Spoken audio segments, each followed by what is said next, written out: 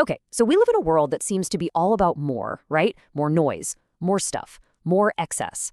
But in the middle of all that, how do we hang on to something like decency? That's the big question we're digging into today.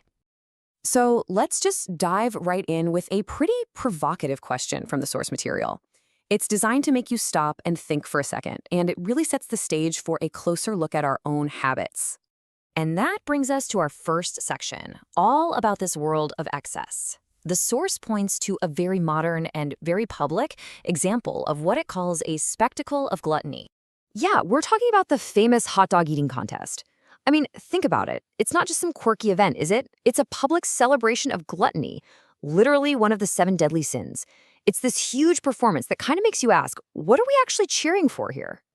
And this isn't just about one contest. The source draws a pretty stark line from this kind of public spectacle to a much more sobering reality that upwards of 30% of Americans are obese.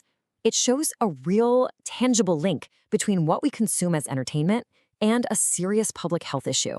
So this leads to a really central question. Have we just started to normalize things that are, base and obscene? Is this really the standard we want to be setting for ourselves and for the people coming after us? So why is this happening? Well, the source suggests there's this powerful force at play, one that's constantly pulling us towards something it calls the banal, which is basically just the trivial, the unoriginal. And there's this fantastic quote that just nails it.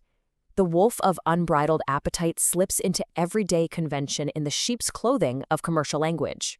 Wow. It's saying our raw appetites are being disguised and sold to us as normal, even desirable, through the language of our commercial and digital worlds. And you can see exactly how this plays out online, right? Our private thoughts become public performances for likes. Every spare moment turns into a hunt for instant gratification. The beautiful, unexpected parts of life risk getting replaced by things that are purely transactional. So it really feels like we have a choice between 2 paths. On one side, you've got the easy pull of the banal, built on public performance and constant gratification.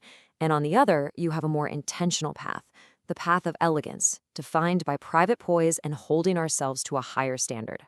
Okay, so how do we actually choose that second path? It's not always the easiest one, right? This brings us to our third section, what it really means to cultivate that higher standard. The source offers an antidote to all this noise, developing what it calls true wisdom. And this isn't about being book smart.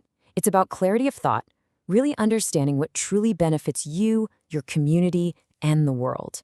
This quote from Rabbi Harold Kushner just captures the spirit of it perfectly. You must realize how full your life is and how richly you are blessed. A full life isn't about constant wins. It's about embracing the whole experience, the good stuff and the broken pieces. But cultivating that kind of wisdom requires a resource that's getting rarer and rarer these days, our attention. And the source illustrates the real cost of losing it with a short but incredibly powerful little story. So picture this, a perfect, quiet moment. 2 little kids completely captivated by a dragonfly resting on a lily pad. It's one of those magical, unscripted moments that's just perfect. A moment like that is totally irreplaceable. It will never happen in exactly the same way again. So the question is, did their father, who was right there, did he actually see it? Did he share in that small, perfect memory? And the answer is just crushing no. He missed it. He was physically there, but his attention was completely lost in a screen. It's such a simple story, but it reveals a profound, very modern kind of tragedy. And that's really the final question the source leaves us with. Because it's not just about that father in the story, it's about all of us.